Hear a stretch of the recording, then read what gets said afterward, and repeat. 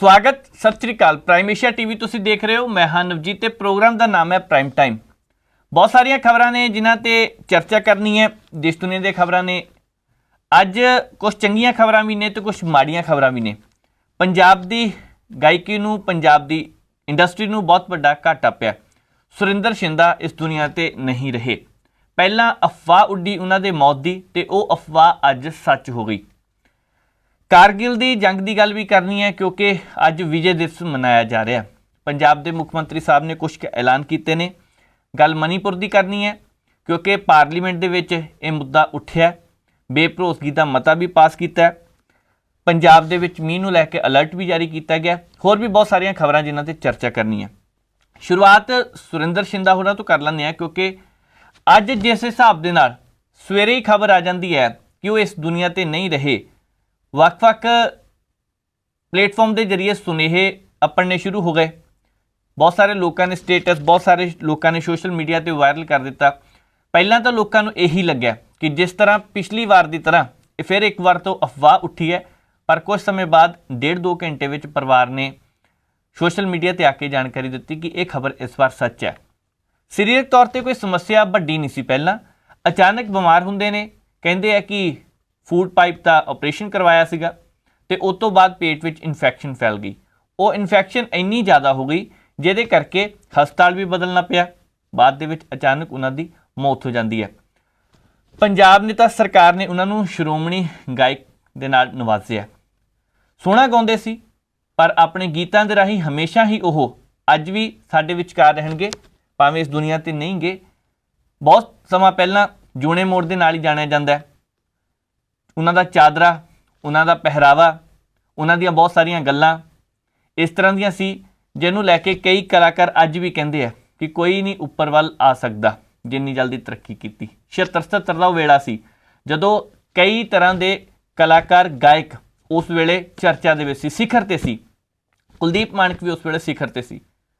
उस समय के विचकार सौखा नहीं हुंदा इन्ना नाम खटना। वो नाम खटते खटते कदी इकल्ले कदी दुगाने दे विच गाने पेश करते नज़र आए, कलियां भी गाइयां, हर तरह का संगीत उन्होंने पेश किया। लोगों ने पसंद भी किया। वो पसंद इस तरह रहेगी आने वाले समय के दौरान भी। पर सुरिंदर शिंदा अज इस दुनिया से नहीं रहे। बड़े अफसोस की गल है। परिवार नूं भाणा मनण दा हुण बल बख्शना चाहिए तो वह करता भी पिया। तो दूसरे पासे बहुत सारिया यादां, उन्होंने बहुत सारे दोस्त सोशल मीडिया पर अज भी यही गल्लां शेयर कर रहे हैं एक दूजे नाल कि भाई सानू कहिंदे हुंदे सी कि इदां गाया कर, स्टाइल वखरा सी। वो छोटिया कह के जो गल करते सी तो हमेशा ही अज भी वो गल्लां याद रहणगियां। पाली देतवालिया सवेरे गल कर रहे सी उन्होंने बारे, कहते सी कि शुरुआती दौर में मेरे गाने सीगे जिहड़े उन्होंने गाए, चंगी गल है। पर नाल दी नाल कहते मैनू भी कहा सी आ जा तू भी नाल, वधिया तू भी कर सकदा, कीता भी। सो मिल जुल के चलदा इस तरह। पर अज साथ वो छड्ड गए ने। एक पंजाबी इंडस्ट्री लिए यह माड़ी गल है। कारगिल की गल करते हैं। अज विजय दिवस के रूप में दिन मनाया जा रहा है। पंजाब दे विच भारत तो बहुत सारे इस तरह के फौजी जवान जो इस दिन शहीद हो गए, एक दिन के लिए याद किया जाता। चंगी गल है। बहुत सारे लोग, बहुत सारिया सरकारां इनू दिन नूं भुल भी जांदियां। पर कारगिल दे वो दिन जदों ये लड़ाई चलती सी, उस वेले पाकिस्तान, भारत, असी अज ये गल नहीं करनी कि इहदा दोष सी, सरकारां दी गल बिल्कुल नहीं करनी। असी उन्हां लोकां दी कुश्क दी गल करनी है जिन्हां ने शहीदियां प्राप्त कीतियां, ਜਿਹੜੇ शहीद हो गए देश के लिए। अज के समय के दौरान सरकारां नूं बहुता फर्क तो फिक्र दो ही चीज़ां है नहीं गईयां। जदों पंजाब दे विच तिरंगे झंडे दे विच लिपट के लाशां आउंदियां, परिवार तहां मार मार के रोंदे आ। जदों भारत के कई सूबियां विच मृतक देहां आउंदियां ने शहीदां दियां, तां परिवारां दा हाल देखण वाला हुंदा है। वैसे भी तां गरीब वो लोग, वो किसान जिहड़े देश लिए मेहनत करते हैं, अन्न पैदा करते हैं, उन्होंने परिवारों के विचों फौजी जवान पैदा होंगे ने, सरहद ते जाते हैं, राखी करते हैं, देश लिए लड़ते हैं। ये उही फौजी जवान ने जिन्हों के सहारे असी रातां नूं चैन की नींद सौंने आ। बॉर्डर ते दिन रात जागते हैं, दिन रात जागते हैं। पर बहुत सारे सियासतदान छोटा जिहा बयान देंदे ने, एक मैडल देंदे है, सारी उम्र उस मैडल नूं देख देख के परिवार रोंदा रहिंदा है। कंध ते टंगिया होया वो मैडल हमेशा ही यादां विच रहिंदा कि परिवार दे लई कुछ कीता, पर ये यादां सिर्फ यादां बन के रह जांदियां ने। ਅੱਜ ਦੇ दिन दो घटनावां इस तरह दियां। एक जवान इस तरह का और घर आया सी छुट्टी ते ब्याह करवाउण दे लई। वैसे बहुत सारे इस तरह के जवान होणगे, पर कारगिल के दिनों के दौरान असीं गल करते हैं। वो फौजी जवान घर छुट्टी लई आया, उहदा ब्याह धर दिता 5 भैणां ने मिल के। परिवार नूं लगा कि रिश्ता वधिया। अचानक उधर लड़ाई लग जाती है तो उस जवान नूं हुक्म हुंदा कि तुसीं ड्यूटी ते आओ। ड्यूटी ते चले जाता वापस, कुछ नहीं देखता, क्योंकि देश की गल है, सेवा की गल है। जवान शहीद हो गया। परिवार अज भी मंजे के उपर वर्दी रखी है, उस वर्दी वाल देख देख के कि साडा पुत्र अज भी जिउंदा है, देश लिए जिउंदा है। इस तरह दी बहुत सारिया उदाहरणा ने। अज पंजाब के मुख मंत्री भगवंत मान साहब भी श्रद्धांजलि दी उन्होंने। मुख मंत्री भगवंत मान साहब ने कुछ ऐलान भी किए हैं, असीं उधर भी देखांगे, क्योंकि उन्होंने कहा कि जिहड़ी एक्स ग्रेशिया राशि हुंदी है जवानों के लिए, ਉਹਦੇ ਵਿੱਚ भी वाधा करना। पंजाब ਦੇ ਵਿੱਚ बहुत सारे इस तरह के जवान ने, कई सड़क हादसे ਵਿੱਚ ਉੱਥੇ मौत ਦੇ ਮੂੰਹ ਜਾ ਪਹੁੰਚਦੇ ਨੇ, ਉਹਨਾਂ ਨੂੰ ਵੀ ਸ਼ਹੀਦ ਦਾ ਦਰਜਾ ਦੇਣਾ। ਉਹਨਾਂ ਲਈ ਵੀ ਕੁਝ ਨਵੇਂ ਐਲਾਨ ਕੀਤੇ ਨੇ। ਕਿਹੜੇ ਐਲਾਨ ਨੇ? ਮੁੱਖ ਮੰਤਰੀ ਭਗਵੰਤ ਮਾਨ ਸਾਹਿਬ ਨੇ ਕੀ ਕਿਹਾ, ਆਓ ਦੇਖਦੇ ਹਾਂ।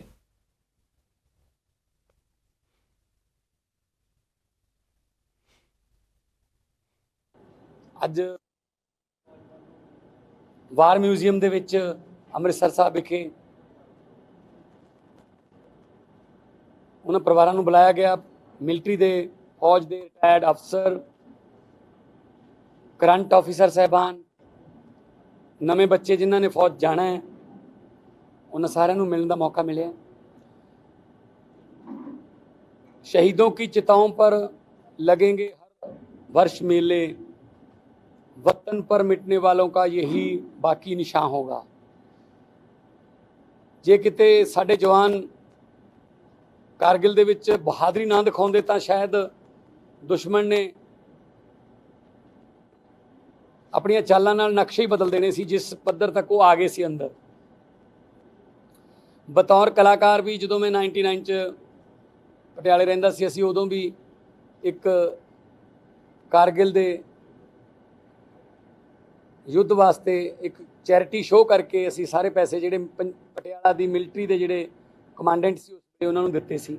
सो साडा फर्ज बनदा है जिहड़े मर्जी वर्ग च होईए कि जिहड़े देश लई लड़ रहे हैं, क्योंकि जिस वेले आपां निੱਕੀਆਂ बुक्कलां ताणी परिवार नाल ठंड दे विच पए हुंदे तां ओह -40 डिग्री टैंपरेचर च कारगिल ਦੀਆਂ ਪਹਾੜੀਆਂ ਤੇ ਸਾਡੀ ਰੱਖਿਆ ਕਰ ਰਹੇ ਹੁੰਦੇ ਨੇ। ਤੇ ਜਿਸ ਵੇਲੇ ਅਸੀਂ ਏਸੀ ਲਾ ਕੇ ਜਾਂ ਦੁਪਹਿਰ ਨੂੰ ਕਿਧਰੇ ਜਾਣ ਤੋਂ ਬਚਦੇ ਹਾਂ ਤਾਂ ਉਸ ਵੇਲੇ +50 ਡਿਗਰੀ 'ਚ ਸਾਡੇ ਜਵਾਨ ਜਿਹੜੇ ਨੇ ਜੈਸਲਮੇਰ, ਗੰਗਾਨਗਰ ਦੇ ਟਿੱਬਿਆਂ 'ਚ ਸਾਡੀ ਰਾਖੀ ਕਰ ਰਹੇ ਹੁੰਦੇ ਨੇ। ਸੋ ਉਹਨਾਂ ਦੀਆਂ ਕੁਰਬਾਨੀਆਂ ਦੀ ਕੋਈ ਕੀਮਤ ਨਹੀਂ ਕਿਸੇ ਕਰੰਸੀ 'ਚ। ਸੋ ਅੱਜ ਮੈਂ ਉਹਨਾਂ ਨੂੰ ਸ਼ਰਧਾਂਜਲੀ ਦੇਣ ਆਇਆ। कुछ पंजाब सरकार वालों आर्थिक सूचनावां ने, क्योंकि जान की तो कोई कीमत होंदी नहीं, पर असी कुछ जिमें एक्स ग्रेशिया जिहड़ा है वो पहला सिर्फ जंगी शहीदां नूं ही मिलदा सी, जिहड़े किसी क्लैश दे विच जां जंग दे विच शहीद हो जाण। जे वैसे फौज की ड्यूटी दौरान कोई एवलॉन्ज आ गया, बर्फ जी बर्फ के तोंदे थले नूं डिग पे, वो जवान दबे गए, कोई एक्सीडेंट हो गया, हार्ट अटैक आ गया, ब्रेन हैमरेज हो गया, उहदे विच नहीं कोई एक्सग्रेशिया दिता जांदा सी। सो असीं उहनूं शुरू कर रहे हैं 25 लाख रुपये असीं उस हर जवान नूं, पंजाब दे उस फौजी जवान नूं जिहड़ा ड्यूटी दौरान किसी भी किस्म के एक्सीडेंट का शिकार हो गया, 25 लाख रुपए। तो जिहड़े जख्मी हो जाते हैं जवान, उन्हां विच 25 तो 50% का जिहड़ा सीगा पहलां, जे फिजिकल डिसेबिलिटी हुंदी है तो 5 लाख रुपये दिता जांदा सी, उहनूं असीं 10 लाख कर रहे हैं एक्स ग्रेशिया। 51% तो 75 तक पहला 10 लाख सी, असी 20 कर रहे हैं। तो 76 तो 100% ਜਿਹੜਾ ਸੀਗਾ ਪਹਿਲਾਂ 20 ਲੱਖ ਦਿੱਤਾ ਜਾਂਦਾ ਸੀ, ਅਸੀਂ ਉਹਨੂੰ 40 ਲੱਖ ਕਰ ਤੇ ਪਹਿਲੇ ਤੇ ਦੂਜੇ ਵਿਸ਼ਵ ਯੁੱਧ ਦੇ ਵਿੱਚ ਨੌਨ ਪੈਨਸ਼ਨਰ ਜਿਹੜੇ ਸਾਬਕਾ ਸੈਨਿਕ ਜਾਂ ਉਹਨਾਂ ਦੀਆਂ ਵਿਧਵਾਵਾਂ ਨੇ, ਉਹਨਾਂ ਦੀ ਮਾਲੀ ਸਹਾਇਤਾ 6,000 ਰੁਪਏ ਮਹੀਨਾ ਹੁੰਦੀ ਸੀ, ਉਹਨੂੰ ਅਸੀਂ 10,000 ਰੁਪਇਆ ਮਹੀਨਾ ਕਰ ਰਹੇ ਹਾਂ।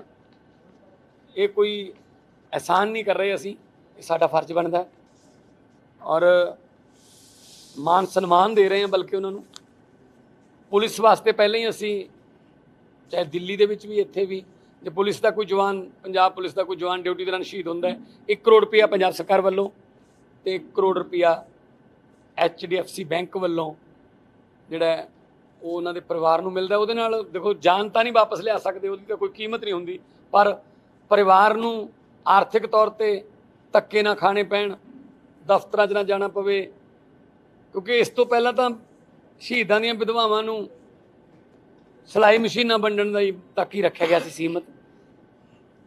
ਹੁਣ ਉਹ ਬੱਚਿਆਂ ਨੂੰ ਪੜ੍ਹਾ ਲੈਣਗੇ। ਮੈਂ ਅੱਜ ਮਿਲਿਆ ਪਰਿਵਾਰਾਂ ਨੂੰ, ਬੱਚੇ ਇੱਕ ਦਾ ਬੇਟਾ ਵੀ, ਇੱਕ ਨੇ ਕਿਹਾ ਕਿ ਮੇਰਾ ਬੇਟਾ ਵੀ ਜਿਹੜਾ ਉਹ ਫੌਜ 'ਚ ਹੈ, ਉਹਦੀ ਲੇਹ ਡਿਊਟੀ ਹੈ ਹੁਣ ਵੀ, ਅੱਜ ਵੀ ਇੱਥੇ ਹੀ ਆ ਉਹ ਕਹਿੰਦੇ।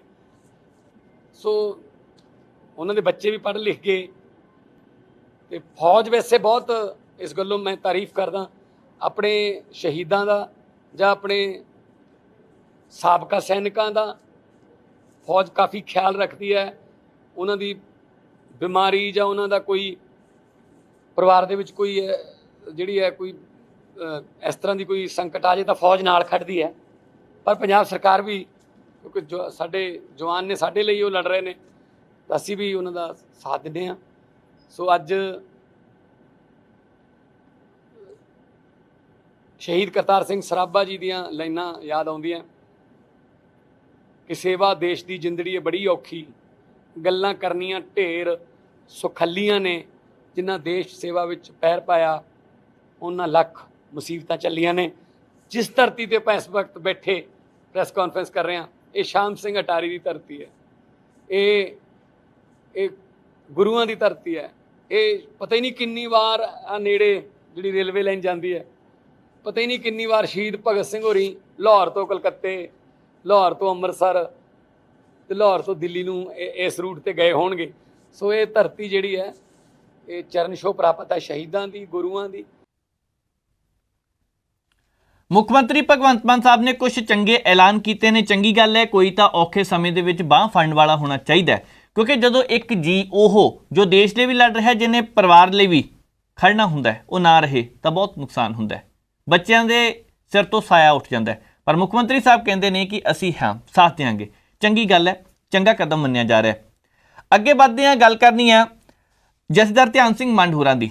ਪਹਿਲਾਂ ਵੀ ਸ਼੍ਰੀ ਅਕਾਲ ਤਖਤ ਸਾਹਿਬ ਦੇ ਕਾਰਜਕਾਰੀ ਜਥੇਦਾਰ ਗਿਆਨੀ ਹਰਪ੍ਰੀਤ ਸਿੰਘ ਹੋਰਾਂ ਨੂੰ ਇੱਕ ਪੱਤਰ ਲਿਖਿਆ, ਹੁਣ ਵੀ ਗਿਆਨੀ ਰਘਵੀਰ ਸਿੰਘ ਹੋਰਾਂ ਨੂੰ ਉਹਨਾਂ ਨੇ ਇੱਕ ਪੱਤਰ ਲਿਖਿਆ। ਮੁੱਦਾ ਬਹੁਤ ਗੰਭੀਰ ਹੈ। ਇਸ ਵੇਲੇ ਦੱਸਿਆ ਜਾ ਰਿਹਾ ਹੈ ਕਿ ਸਿੱਖ ਕੌਮ ਵੱਡੀ ਧੜੇਬੰਦੀ ਦਾ ਸ਼ਿਕਾਰ ਹੋ ਰਹੀ ਹੈ। ਉਹਨਾਂ ਨੇ ਇਸ ਗੱਲ ਤੇ ਚਿੰਤਾ ਪ੍ਰਗਟ ਕੀਤੀ ਹੈ, ਪਹਿਲਾਂ ਵੀ ਕੀਤੀ ਸੀ, ਪਰ ਇਹ ਗੱਲ ਬਾਰ-ਬਾਰ ਕਿਉਂ ਨਿਕਲ ਰਹੀ ਹੈ? ਇੱਕ ਪਾਸੇ ਬੁੱਧੀਜੀਵੀ ਲੱਗੇ ਹੋਏ ਨੇ ਇਕੱਠੇ ਕਰਨ ਦੇ ਵਿੱਚ, ਦੂਸਰੇ ਪਾਸੇ ਇਸ ਤਰ੍ਹਾਂ ਦੇ ਮਸਲੇ ਖੜੇ ਹੋ ਰਹੇ ਨੇ।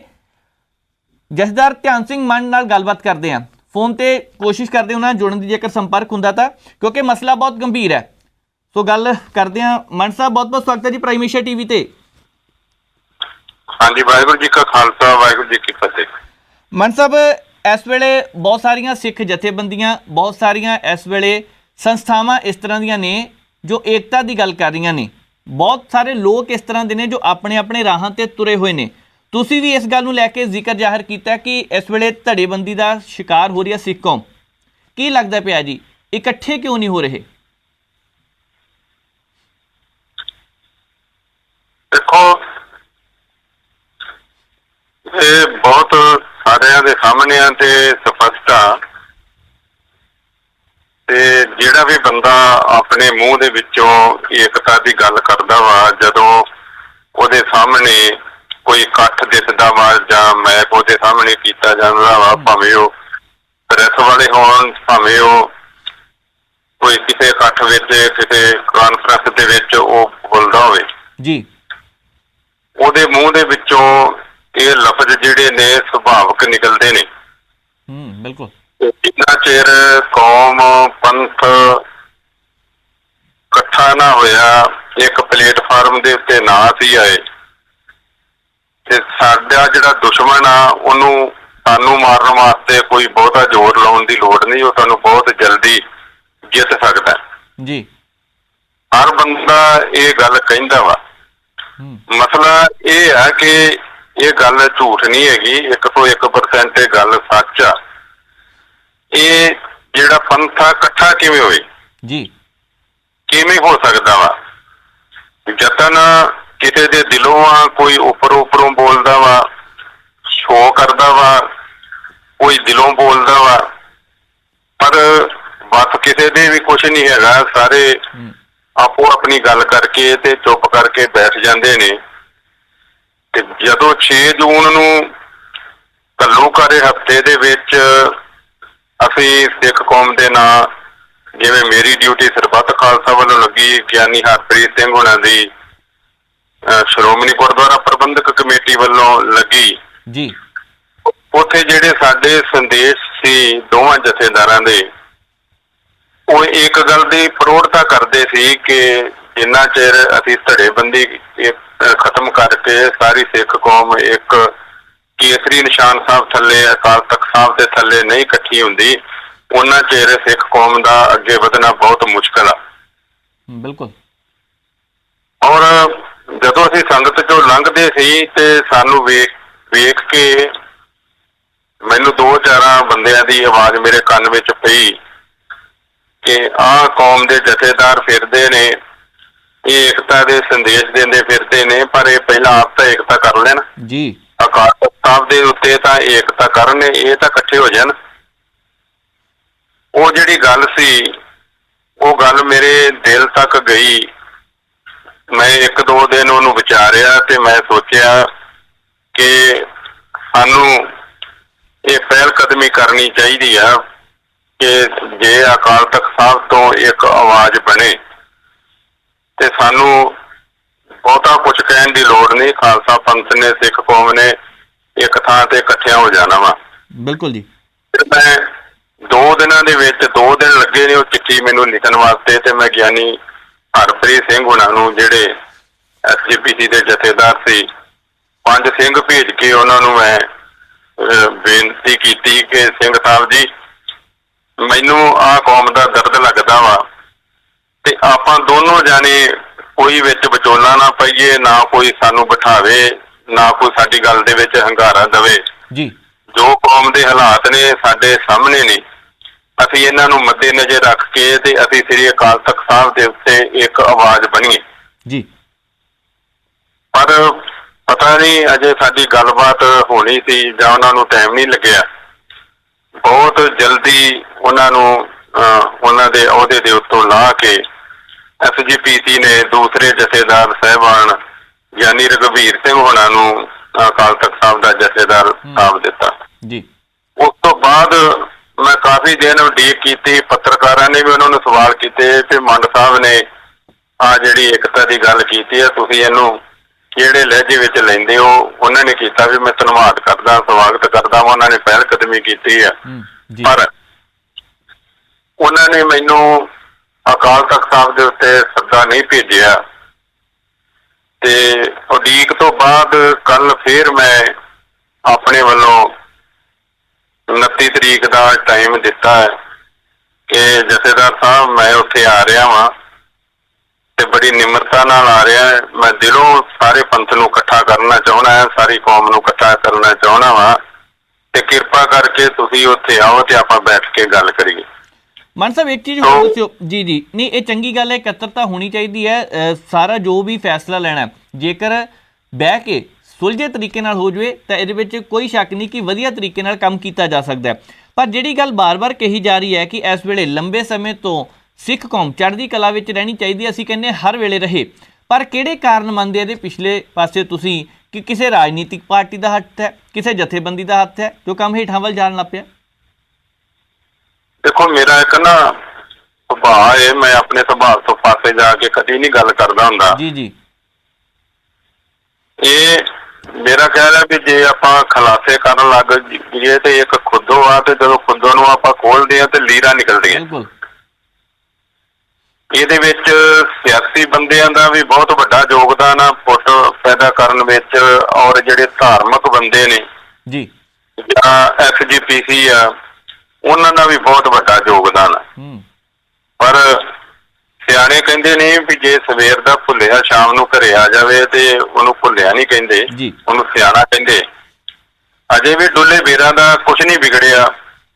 ਸਾਨੂੰ ਗੁਰੂ ਨੂੰ ਸਮਰਪਣ ਹੋ ਕੇ, ਸੰਗਤ ਨੂੰ ਮੰਨ ਕੇ, ਸਾਨੂੰ ਜਦੋਂ ਗੁਰੂ ਨੂੰ ਹਾਜ਼ਰ ਨਾਜ਼ਰ ਸਮਝ ਕੇ ਜਦੋਂ ਅਸੀਂ ਇਹ ਗੱਲ ਕਰਾਂਗੇ ਨਾ, ਫਿਰ ਮੈਨੂੰ ਨਹੀਂ ਲੱਗਦਾ ਇਹਦੇ ਵਿੱਚ ਕੋਈ ਰੁਕਾਵਟ ਆਊਗੀ। ਗੁਰੂ ਸਾਹਿਬ ਆਪ ਵੀ ਮਿਹਰਬਾਨ ਹੋਣਗੇ ਤੇ ਜਿਹੜੀ ਪੰਥ ਦੀ ਏਕਤਾ ਹੈ ਇਹ ਸਮੇਂ-ਸਮੇਂ ਸਿਰੇ ਚੜ੍ਹਦੀ ਰਹੀ ਹੈ ਤੇ ਚੜ੍ਹੂਗੀ। ਅੱਛਾ, ਇੱਕ ਗੱਲ ਹੋਰ ਦੱਸਿਓ ਜੱਦਰ ਸਾਹਿਬ ਕਿ ਕੌਮ ਲਈ ਇੱਕ ਕੌਮੀ ਏਜੰਡਾ ਤਿਆਰ ਕਰਨ ਦੀ ਜ਼ਰੂਰਤ ਹੈ। ਲੰਬੇ ਸਮੇਂ ਤੋਂ ਤੁਸੀਂ ਵੀ ਇਸ 'ਤੇ ਗੱਲ ਕਰ ਰਹੇ ਹੋ, ਇਹੀ ਗੱਲ ਹੋਰ ਸਿੱਖ ਜਥੇਬੰਦੀਆਂ ਵੀ ਕਰ ਰਹੀਆਂ ਨੇ, ਪਰ ਇੱਥੇ ਇੱਕ ਜਗ੍ਹਾ 'ਤੇ ਬੈਠ ਕੇ ਇਕੱਠੇ ਕਿਉਂ ਨਹੀਂ ਹੋ ਰਹੇ? ਜੇਕਰ ਇਸ ਵੇਲੇ ਬਹੁਤ ਸਾਰੇ ਮੁੱਦੇ ਨੇ, ਬੰਦੀ ਸਿੰਘਾਂ ਦਾ ਮੁੱਦਾ, ਹੋਰ ਵੀ ਬਹੁਤ ਸਾਰੇ ਮੁੱਦੇ ਨੇ, ਇਸ ਤੋਂ ਇਲਾਵਾ ਵੀ ਕੇਂਦਰ ਸਰਕਾਰ ਪੰਜਾਬ ਦੇ ਵਿੱਚ ਦਖਲਅੰਦਾਜ਼ੀ ਕਰ ਰਹੀ ਹੈ, ਜਾਂ ਕਹਿ ਲਈਏ ਕਿ ਕੁੰਡੀਆਂ ਪਾ ਕੇ ਆਪਣਾ ਯਤਨ ਕੀਤਾ ਜਾ ਰਿਹਾ, ਪਰ ਕੀ ਕਾਰਨ ਲੱਗਦਾ ਪਿਆ ਕਿ ਕੌਮੀ ਏਜੰਡਾ ਇਸ ਵੇਲੇ ਤਿਆਰ ਕਿਉਂ ਨਹੀਂ ਹੋ ਰਿਹਾ? ਮੈਂ ਕਹਿਣਾ ਜੀ, ਮੈਂ ਤਾਂ ਤੁਹਾਨੂੰ ਉਦਾਹਰਨ ਦੇਣਾ ਹੈ ਵੀ ਗੱਡੀ ਕਿੱਡੀ ਵੱਡੀ ਹੁੰਦੀ ਹੈ, ਉਹਦੀਆਂ ਸੀਟਾਂ ਵੀ ਹੁੰਦੀਆਂ, ਬਾਰੀਆਂ ਵੀ ਹੁੰਦੀਆਂ, ਉਹਦੀ ਬਾਡੀ ਵੀ ਹੁੰਦੀ ਹੈ, ਉਹਦਾ ਸਾਰਾ ਕੁਝ ਹੁੰਦਾ ਹੈ ਜੀ। ਉਹਦੇ ਵਿੱਚ ਇੱਕ ਇੰਜਨ ਹੁੰਦਾ ਹੈ। ਜੇ ਇੰਜਨ ਨਹੀਂ ਚੱਲਦਾ, ਇੰਜਨ ਦੇ ਵਿੱਚ ਨੁਕਸ ਆ, ਤੁਸੀਂ ਜਿੰਨਾ ਮਰਜ਼ੀ ਨਹਾ ਧੋ ਕੇ ਵਿੱਚ ਬਹਿ ਜਾਓ, ਮੰਜ਼ਿਲ ਨਹੀਂ ਆਉਣੀ ਜੀ। ਇਹ ਨੁਕਸ ਜਿਹੜਾ ਹੈ ਇੰਜਨ ਦੇ ਵਿੱਚੋਂ ਕੱਢਣ ਵਾਲਾ ਸ੍ਰੀ ਅਕਾਲ ਤਖਤ ਸਾਹਿਬ ਨੇ ਕੌਮ ਦੀ ਹਮੇਸ਼ਾ ਅਗਵਾਈ ਕੀਤੀ ਹੈ ਤੇ ਸਾਰੀ ਸਿੱਖ ਕੌਮ ਨੇ ਅਕਾਲ ਤਖਤ ਨੂੰ ਮੰਨਿਆ ਵਾ। ਜੀ ਜੀ ਬਿਲਕੁਲ। ਪਰ ਅੱਜ ਸ੍ਰੀ ਅਕਾਲ ਤਖਤ ਸਾਹਿਬ ਦੇ ਉੱਤੋਂ ਜੋ ਸੁਨੇਹਾ ਸਾਡੀ ਕੌਮ ਨੂੰ, ਜੋ ਪੰਥ ਨੂੰ ਮਿਲਣਾ ਚਾਹੀਦਾ ਵਾ, ਉਹ ਨਹੀਂ ਮਿਲ ਰਿਹਾ। ਸਾਡਾ ਅਕਾਲ ਤਖਤ ਤੇ ਦੋ ਥਾਵਾਂ ਤੇ ਵੰਡਿਆ ਗਿਆ ਵਾ। ਜੀ। ਹੁਣ ਜਥੇਦਾਰ ਇੱਕ ਹੋਵੇ ਜਿਹੜਾ ਧੜੇਬੰਦੀ ਤੋਂ ਉੱਪਰ ਹੋਵੇ, ਕਿਸੇ ਬੰਦੇ ਦਾ, ਕਿਸੇ ਪਾਰਟੀ ਦਾ, ਕਿਸੇ ਕਮੇਟੀ ਦਾ ਉਹਦੇ ਤੇ ਪ੍ਰੈਸ਼ਰ ਨਾ ਹੋਵੇ। ਇਹ ਜਿਹੜਾ ਸਰਵਉੱਚ ਅਕਾਲ ਤਖਤ ਸਾਹਿਬ ਆ, ਇਹ ਆਪਣੇ ਆਜ਼ਾਦਾਨਾ ਜਿਹੜੇ ਪੰਥਕ ਮਰਜ਼ਾਦਾ ਦੇ ਮੁਤਾਬਕ ਜਿਹੜੇ ਫੈਸਲੇ ਉਹ ਲੈ ਸਕਦਾ ਹੋਵੇ, ਉਹਨੂੰ ਕਿਸੇ ਦਾ ਡਰ ਨਾ ਹੋਵੇ ਜੀ। ਇਸ ਕਰਕੇ ਸ੍ਰੀ ਅਕਾਲ ਤਖਤ ਸਾਹਿਬ ਦੇ ਉੱਤੋਂ ਏਕਤਾ ਦੀ ਗੱਲ ਤੁਰਨੀ, ਏਕਤਾ ਦੀ ਗੱਲ ਹੋਣੀ, ਇਹ ਅੱਜ ਸਮੇਂ ਦੀ ਮੁੱਖ ਲੋੜ ਆ। ਮੈਨੂੰ ਵਿਸ਼ਵਾਸ ਹੈ ਕਿ ਜੇ ਅਕਾਲ ਤਖਤ ਸਾਹਿਬ ਦੇ ਉੱਤੋਂ ਇੱਕ ਝੰਡੇ ਦੇ ਥੱਲੇ ਆਵਾਜ਼ ਨਿਕਲਦੀ ਆ ਤੇ ਸਾਰੀ ਕੌਮ ਨੇ 2 ਮਿੰਟ ਨਹੀਂ ਲਾਉਣੇ, ਸਭ ਧੜੇਬੰਦੀ ਖਤਮ ਹੋ ਜਾਣੀ ਆ। ਸਾਰਿਆਂ ਕੌਮ ਨੇ ਇਕੱਠੇ ਹੋ ਕੇ ਦੁਸ਼ਮਣ ਨਾਲ ਸ਼ਾਂਤਮਈ ਢੰਗ ਨਾਲ ਲੜਨ ਵਾਸਤੇ ਤਿਆਰ ਹੋ ਜਾਣਾ। ਇਹ ਕੋਈ ਬਹੁਤੀ ਚਿੰਤਾ ਵਾਲੀ ਗੱਲ ਨਹੀਂ ਮੈਂ ਸਮਝਦਾ। ਬਿਲਕੁਲ ਮਨ ਸਾਹਿਬ, ਬਿਲਕੁਲ ਸਹੀ ਗੱਲ ਹੈ ਜੀ। ਦੇਖਦੇ ਹਾਂ ਆਉਣ ਵਾਲੇ ਸਮੇਂ 'ਚ ਹਾਲਾਤ ਕਿੱਦਾਂ ਬਣਦੇ ਨੇ। ਤੁਸੀਂ ਵੀ ਜਾਣਾ ਆਉਂਦੇ ਦਿਨਾਂ ਨੂੰ 29 ਤਰੀਕ ਦਾ ਸਮਾਂ ਰੱਖਿਆ ਤੇ ਉਸ ਦਿਨ ਨੂੰ ਕੋਸ਼ਿਸ਼ ਕਰਾਂਗੇ, ਜੇਕਰ ਕੋਈ ਗੱਲ ਤਣਪਤ ਨਹੀਂ ਲੱਗਦੀ ਤੇ ਦੁਬਾਰਾ ਸੰਪਰਕ ਕਰਾਂਗੇ। ਤੁਸੀਂ ਗੱਲਬਾਤ ਕੀਤੀ, ਬਹੁਤ ਧੰਨਵਾਦ ਜੀ। ਮੈਂ ਕਹਿੰਦਾ ਸਾਰੀਆਂ ਸਿੱਖ ਸੰਗਤਾਂ ਅਰਦਾਸ ਕਰਨ ਕਿ ਜਿਹੜੀ ਸਾਡੀ ਗੱਲ ਆ ਉਹ ਸਾਰਥਕ ਹੋਵੇ ਤੇ ਪੰਥ ਦੀ ਚੜ੍ਹਦੀ ਕਲਾ ਜੀ। ਬਹੁਤ ਧੰਨਵਾਦ। ਵਾਹਿਗੁਰੂ ਜੀ ਕਾ ਖਾਲਸਾ, ਵਾਹਿਗੁਰੂ ਜੀ ਕੀ ਫਤਿਹ। ਸੋ ਧਿਆਨ ਸਿੰਘ ਮੰਡ ਹੋਰਾਂ ਨੇ ਗੱਲਬਾਤ ਕੀਤੀ ਹੈ ਕਿ ਕਿਸ ਹਿਸਾਬ ਦੇ ਨਾਲ ਦੱਸਿਆ ਉਹਨਾਂ ਨੇ। ਸਮੱਸਿਆ ਤਾਂ ਹੈਗੀਆਂ, ਇਹਦੇ ਵਿੱਚ ਕੋਈ ਸ਼ੱਕ ਨਹੀਂ। ਬਹੁਤ ਸਾਰੀਆਂ ਇਸ ਵੇਲੇ ਜਥੇਬੰਦੀਆਂ ਇਸ ਤਰ੍ਹਾਂ ਦੀਆਂ ਨੇ ਜੋ ਇਕੱਠੀਆਂ ਹੋ ਕੇ ਚੱਲਣਾ ਚਾਹੁੰਦੀਆਂ ਨੇ, ਪਰ ਕੁਛ ਕੁ ਵਿੱਚ ਇਸ ਤਰ੍ਹਾਂ ਦੇ ਸਿਆਸਤਦਾਨ ਨੇ, ਕੁਛ ਕੁ ਇਸ ਤਰ੍ਹਾਂ ਦੇ ਆਗੂ ਨੇ ਜੋ ਆਪਸੀ ਲੱਤਾਂ ਖਿੱਚਣ ਦਾ ਯਤਨ ਕਰਦੇ ਪਏ ਨੇ। ਪਰ ਜ਼ਰੂਰਤ ਇਹ ਹੈ ਕਿ ਸਿੱਖ ਕੌਮ ਨਾਲ ਸੰਬੰਧਿਤ ਮਸਲਿਆਂ 'ਤੇ ਗੱਲਬਾਤ ਕੀਤੀ ਜਾਵੇ, ਉਸ ਵੱਲ ਚੱਲਣ ਦੀ ਜ਼ਰੂਰਤ ਹੈ। ਦੇਖਦੇ ਹਾਂ ਕੀ ਬਣਦਾ ਆਉਣ ਵਾਲੇ ਸਮੇਂ ਦੇ ਦੌਰਾਨ। ਸ਼੍ਰੋਮਣੀ ਗੁਰਦੁਆਰਾ ਪ੍ਰਬੰਧਕ ਕਮੇਟੀ ਵੀ ਇਹ ਯਤਨ ਕਰ ਰਹੀ ਹੈ। ਨਵੇਂ ਜਥੇਦਾਰ ਗਿਆਨੀ ਰਘਵੀਰ ਸਿੰਘ ਹੁਰੀ ਵੀ ਇਹ ਯਤਨ ਕਰ ਰਹੇ ਨੇ, ਜਥੇਦਾਰ ਧਿਆਨ ਸਿੰਘ ਮੰਡ ਵੀ ਕਰ ਰਹੇ ਨੇ। ਤਾਂ ਫਿਰ ਵੀ ਇਹ ਗੱਡੀ ਉਧਰ ਨੂੰ ਤੁਰਦੀ ਕਿਉਂ ਨਹੀਂ, ਗੇਅਰ ਪੈਂਦਾ ਕਿਉਂ ਨਹੀਂ? ਇਹੀ ਬਹੁਤ ਵੱਡਾ ਇਸ ਵੇਲੇ ਸਵਾਲ ਖੜਾ ਹੋ ਰਿਹਾ। ਅੱਗੇ ਵਧਦੇ ਹਾਂ। ਜਿਸ ਹਿਸਾਬ ਦੇ ਨਾਲ ਅਸੀਂ ਗੱਲ ਕੀਤੀ ਹੈ ਧਿਆਨ ਸਿੰਘ ਮੰਡ ਹੋਰਾਂ ਨੇ, ਤੇ ਆਉਂਦੇ ਦਿਨਾਂ ਨੂੰ ਪੰਜਾਬ ਦੇ ਵਿੱਚ ਸਿਆਸੀ ਹਲਚਲ ਵੀ ਵਧਣ ਵਾਲੀ ਹੈ। ਪੰਜਾਬ ਦੇ ਵਿੱਚ 2024 ਦੀਆਂ ਲੋਕ ਸਭਾ ਦੀਆਂ ਚੋਣਾਂ ਤੋਂ ਪਹਿਲਾਂ ਪਾਰਟੀਆਂ ਨੇ ਕਮਰ ਕੱਸਣੀ ਸ਼ੁਰੂ ਕਰ ਦਿੱਤੀ ਹੈ, ਐਲਾਨ ਕਰਨੇ ਸ਼ੁਰੂ ਕਰ ਦਿੱਤੇ ਨੇ, ਭਰਮਾਉਣਾ ਸ਼ੁਰੂ ਕਰ ਦਿੱਤਾ ਹੈ। ਇਹ ਵੀ ਕਿਹਾ ਜਾ ਸਕਦਾ ਕਿ ਆਪਣੇ ਵੱਲ ਖਿੱਚਣ ਦੇ ਲਈ ਨਵੇਂ ਉਹਨਾਂ ਨੇ ਹੀਲੇ ਵਸੀਲੇ ਕਰਨੇ ਸ਼ੁਰੂ ਕਰ ਦਿੱਤੇ ਨੇ। ਭਾਜਪਾ ਪਾਰਟੀ ਦੇ ਪ੍ਰਧਾਨ ਨੇ ਸੁਨੀਲ ਜਾਖੜ ਪੰਜਾਬ ਦੇ, ਹੁਣ ਜਾਖੜ ਸਾਹਿਬ ਕਹਿੰਦੇ ਨੇ ਕਿ ਆਉਂਦੇ ਦਿਨਾਂ ਨੂੰ ਅਸੀਂ ਕਿਸਾਨਾਂ ਲਈ ਨਵੇਂ ਐਲਾਨ ਕਰਾਂਗੇ। ਸ਼ਾਇਦ 1-2 ਦਿਨ ਦੇ ਵਿੱਚ ਉਹ ਸਕੀਮ ਦਾ ਐਲਾਨ ਹੋ ਜਾਣਾ। ਹੁਣ ਉਹਦੇ ਵਿੱਚ ਹੋਣਾ ਕੀ ਹੈ, ਕਿਸਾਨਾਂ ਲਈ ਆਉਂਦੇ ਸਮੇਂ ਦੇ ਦੌਰਾਨ ਜੇਕਰ ਫਸਲ ਖਰਾਬ ਹੁੰਦੀ ਹੈ ਉਹਦਾ ਵੀ ਹਿਸਾਬ ਕਿਤਾਬ ਹੋਣਾ। ਜੇਕਰ ਕਿਸਾਨਾਂ ਨੂੰ ਕਿਸੇ ਚੀਜ਼ ਦੀ ਜ਼ਰੂਰਤ ਹੈ ਤਕਨੀਕੀ ਪੱਖੋਂ, ਉਹ ਵੀ ਵਿਚਾਰ ਕਰ ਸਕਦੇ ਨੇ। ਪ੍ਰਧਾਨ ਮੰਤਰੀ ਨਰਿੰਦਰ ਮੋਦੀ ਇਸ ਸਕੀਮ ਦਾ ਉਦਘਾਟਨ ਕਰਨਗੇ। ਪ੍ਰਾਈਮ ਏਸ਼ੀਆ ਟੀਵੀ ਦੇ ਪੱਤਰਕਾਰ ਨੇ ਨੰਦਪ੍ਰੀਤ ਸਿੰਘ, ਉਹਨਾਂ ਨੇ ਸੁਨੀਲ ਜਾਖੜ ਨਾਲ ਗੱਲਬਾਤ ਕੀਤੀ ਹੈ। ਜਾਖੜ ਸਾਹਿਬ ਨੇ ਦੱਸਿਆ ਸਕੀਮ ਕਿਹੜੀ ਹੋਣੀ ਹੈ, ਕਿੱਦਾਂ ਕੰਮ ਹੋਣਾ ਹੈ। ਪਹਿਲਾਂ ਨੰਦਪ੍ਰੀਤ ਹੋਰਾਂ ਦੀ ਉਹ ਇੰਟਰਵਿਊ ਦਾ ਹਿੱਸਾ ਦੇਖਦੇ ਹਾਂ। ਖਾਸ ਕਰ ਜੇ ਆਪਾਂ ਪੰਜਾਬ ਦੀ ਗੱਲ ਕਰੀਏ ਤਾਂ ਪੰਜਾਬ ਦੇ ਵਿੱਚ ਕਿਸਾਨੀ ਜਿਹੜੀ ਉਹ ਰੀੜ੍ਹ ਦੀ ਹੱਡੀ ਹੈ। ਕਿਸਾਨੀ ਤੋਂ ਬਿਨਾ ਕੋਈ ਵੀ ਜਿਹੜੀ ਇੱਥੇ ਸਿਆਸੀ ਪਾਰਟੀ ਹੈ ਉਹਦੇ ਪੈਰ ਨਹੀਂ ਲੱਗਣੇ। ਤਾਂ ਕਿਸਾਨੀ ਹਮੇਸ਼ਾ ਹਰ ਇੱਕ ਪਾਰਟੀ ਦੀ ਮੁੱਢਲੀ ਜਿਹੜੀ ਇੱਕ ਤਰੀਕੇ ਦੇ ਨਾਲ ਉਸ ਦੇ ਬਾਰੇ ਗੱਲ ਕਰਨਾ, ਉਸ ਤੇ ਹੀ ਗੱਲ ਕਰਨਾ ਇਹ ਬਹੁਤ ਜ਼ਰੂਰੀ ਹੋ ਜਾਂਦਾ ਹੈ। ਤੇ ਪੰਜਾਬ ਦੇ ਲਈ ਪਹਿਲਾਂ ਵੀ ਕੇਂਦਰ ਸਰਕਾਰ ਵੱਲੋਂ ਕਈ ਸਕੀਮਾਂ ਦੇਸ਼ ਭਰ ਦੇ ਕਿਸਾਨਾਂ ਦੇ ਲਈ ਹੈ ਵੈਸੇ, ਪਰ ਪੰਜਾਬ ਦੇ ਕਿਸਾਨ ਇਸ ਨੂੰ ਇੱਕ ਅਲੱਗ ਤਰ੍ਹਾਂ ਦੇ ਨਾਲ ਦੇਖਦੇ ਨੇ ਕਿਉਂਕਿ ਇੱਥੇ ਮੈਜੋਰਟੀ ਜਿਹੜੀ ਉਹ ਕਿਸਾਨਾਂ ਦੀ ਹੈ। ਤਾਂ ਹੁਣ ਇੱਕ ਨਵੀਂ ਸਕੀਮ ਪ੍ਰਧਾਨ ਮੰਤਰੀ ਕਿਸਾਨ ਸਮਰਿੱਧੀ ਕੇਂਦਰ ਜਿਹੜੇ ਉਹ ਨਵੇਂ ਖੁੱਲ੍ਹਣ ਜਾ ਰਹੇ ਨੇ। ਕੀ ਨੇ ਉਹ ਸਕੀਮ, ਕੀ ਉਹਦੇ ਨਾਲ ਕਿਹੜੇ ਕਿਸਾਨਾਂ ਨੂੰ ਰਾਹਤ ਮਿਲੇਗੀ, ਗੱਲਬਾਤ ਕਰਦੇ ਹਾਂ ਬੀਜੇਪੀ ਦੇ ਪੰਜਾਬ ਪ੍ਰਧਾਨ ਸੁਨੀਲ ਜਾਖੜ ਸਾਹਿਬ ਨੇ। ਜਾਖੜ ਸਾਹਿਬ ਬਹੁਤ ਬਹੁਤ ਸਵਾਗਤ ਹੈ ਜੀ। ਸਤਿ ਸ਼੍ਰੀ ਅਕਾਲ ਨੰਦਪ੍ਰੀਤ ਜੀ। ਜਾਖੜ ਸਾਹਿਬ, ਇਹ ਜਿਹੜੇ ਸਮਰਿੱਧੀ ਕੇਂਦਰ ਨੇ, ਕਿਸਾਨ ਸਮਰਿੱਧੀ ਕੇਂਦਰ, ਇਹਨਾਂ 'ਚ ਕੀ ਹੋਏਗਾ, ਕਿਸ ਤਰੀਕੇ ਨਾਲ ਇਹ ਕਿਸਾਨਾਂ ਦੀ ਹੈਲਪ ਤੁਸੀਂ ਮੰਨਦੇ ਹੋ? ਨੰਦਪ੍ਰੀਤ ਜੀ, ਤੁਸੀਂ ਗੱਲ ਕੀਤੀ ਵੀ ਪੰਜਾਬ ਦੇ ਅੰਦਰ ਕਿਸੇ ਵੀ ਪਾਰਟੀ ਦੇ ਪੈਰ ਨਹੀਂ ਲੱਗ ਸਕਦੇ ਜੇ ਕਿਸਾਨਾਂ ਦੀ ਗੱਲ ਨਾ ਕਰੀਏ ਜੀ। ਮੈਂ ਸਮਝਦਾ ਪੋਲੀਟੀਕਲ ਪਾਰਟੀਆਂ ਦੇ ਛੱਡੋ, ਪੰਜਾਬ ਹਿੰਦੁਸਤਾਨ ਦਾ ਢਿੱਡ ਭਰਦਾ ਹੈ ਜੀ। ਤੇ ਇਕੱਲੇ ਪੋਲੀਟੀਕਲ ਪਾਰਟੀਆਂ ਦੇ ਨਹੀਂ, ਮੈਂ ਸਮਝਦਾ ਸਾਰੇ ਹਿੰਦੁਸਤਾਨ ਦਾ ਫੂਡ ਬਾਉਲ ਜਿਹਨੂੰ ਕਹਿ ਸਕਦੇ ਹੋ ਪੰਜਾਬ ਹੈ। ਤੇ ਪੰਜਾਬ ਦੇ ਕਿਸਾਨ ਦਾ ਬਾਂਹ ਫੜਨਾ ਮੈਂ ਸਮਝਦਾ ਵੀ ਹਰੇਕ ਸਰਕਾਰ ਦਾ ਨੈਤਿਕ ਧਰਮ ਵੀ ਬਣਦਾ ਹੈ ਤੇ ਦੇਸ਼ ਦੀ ਬਿਹਤਰੀ ਵਾਸਤੇ ਸਭ ਤੋਂ ਵੱਡਾ ਜਿਹੜਾ ਕਿਸਾਨ ਦਾ ਜਿਹੜਾ ਉਹਦੇ 'ਚ ਇਨਵੋਲਵਮੈਂਟ ਹੈ। ਦੋ ਗੱਲਾਂ ਵਾਸਤੇ ਪੰਜਾਬ ਸਭ ਤੋਂ ਜ਼ਿਆਦਾ ਜਾਣਿਆ ਜਾਂਦਾ। ਇੱਕ ਬਹਾਦਰੀ ਵਾਸਤੇ ਜੀ, ਉਹ ਅੱਜ ਕਾਰਗਿਲ ਦੇ ਵਿਜੇ ਦਿਵਸ ਦਾ ਉਹਦੇ ਵਿੱਚ ਪੰਜਾਬ ਦੇ ਲੋਕ ਬਹਾਦਰ ਸਿਪਾਹੀਆਂ ਨੇ, ਸਾਰੇ ਫੌਜ ਦੇ ਐਵਰੀ ਵਿੰਗ, ਉਹਨਾਂ ਨੇ ਜੋ ਉੱਥੇ ਕੰਟਰੀਬਿਊਸ਼ਨ ਕੀਤੀ, ਅੱਜ ਅਸੀਂ ਉਹਨਾਂ ਨੂੰ ਸਲਾਮ ਕਰਦੇ ਹਾਂ ਤੇ ਪੰਜਾਬ ਦੀ ਬਹਾਦਰੀ ਸਦਕੇ। ਤੇ ਦੂਜਾ ਕਿਸਾਨੀ ਵਾਸਤੇ ਕੱਲ੍ਹ ਮਾਨਯੋਗ ਦੇਸ਼ ਦੇ ਪ੍ਰਧਾਨ ਮੰਤਰੀ ਨਰਿੰਦਰ ਮੋਦੀ ਜੀ ਕਿਸਾਨ ਸਨਮਾਨ ਨਿਧੀ ਚਾਲੂ ਕੀਤੀ ਸੀ। ਉਹਦੇ 'ਚ ਜਿਹੜੇ ਛੋਟੇ ਕਿਸਾਨ ਹੈ ਸਾਰਿਆਂ ਨੂੰ ਹਰ ਮਹੀਨੇ ਉਹਦੇ 'ਚ ਪੈਸੇ ਸਾਲ ਦੇ 6000 ਰੁਪਏ ਕਿਸਾਨਾਂ ਨੂੰ ਪਾਉਂਦੇ ਸੀ। ਕੱਲ੍ਹ 14ਵੀਂ ਕਿਸ਼ਤ ਜਿਹੜੀ ਉਹ ਸਨਮਾਨ ਨਿਧੀ ਦੀ ਹੈ ਉਹ ਕੱਲ੍ਹ ਉੱਥੇ ਰਾਜਸਥਾਨ ਦੇ ਅੰਦਰ ਸੀਕਰ ਉਹਨਾਂ ਦਾ ਪ੍ਰੋਗਰਾਮ ਉੱਥੇ ਅਨਾਊਂਸ ਕਰਨਗੇ ਜੀ। ਹੁਣ ਤਾਂ ਇਹ ਨੰਦਪ੍ਰੀਤ ਜੀ 2 ਕਰੋੜ 40 ਲੱਖ ਰੁਪਏ 2,40,000 ਕਰੋੜ ਰੁਪਏ ਜੀ ਕਿਸਾਨਾਂ ਦੇ ਖਾਤਿਆਂ 'ਚ ਪੈ ਚੁੱਕੇ। ਕੱਲ੍ਹ 14ਵੀਂ ਕਿਸ਼ਤ ਪੈਣੀ ਹੈ ਤੇ ਆ ਇੱਕ ਕਿਸਾਨਾਂ ਵਾਸਤੇ ਮੈਂ ਸਮਝਦਾ ਛੋਟੇ ਕਿਸਾਨਾਂ ਵਾਸਤੇ ਬਹੁਤ ਵੱਡੀ ਇੱਕ ਉਹਦੇ 'ਚ ਉਹਨਾਂ ਦਾ ਕੰਟਰੀਬਿਊਸ਼ਨ ਹੈ। ਸੈਕਿੰਡ ਜਿਹੜਾ ਹੈ, ਕੱਲ੍ਹ ਨਵੀਂ ਕਿਸਮ ਦੀ ਯੂਰੀਆ ਇੱਕ ਰਿਲੀਜ਼ ਹੋਣ ਜਾ ਰਹੀ ਹੈ ਕਿਉਂਕਿ ਯੂਰੀਆ ਦਾ ਮੋਸਟਲੀ ਸਾਰੇ ਬਾਹਰੋਂ ਇੰਪੋਰਟ ਕਰਦੇ ਆ। ਯੂਰੀਆ ਖਾਦ ਜਿਹੜੀ ਹਰੇਕ ਕਿਸਮ ਦੀ ਖਾਦ ਫੀਡ ਸਟਾਕ ਬਾਹਰੋਂ ਆਉਂਦਾ ਹੈ ਜਾਂ ਖਾਦ ਬਾਹਰੋਂ ਇੰਪੋਰਟ ਕਰਦੇ ਆ।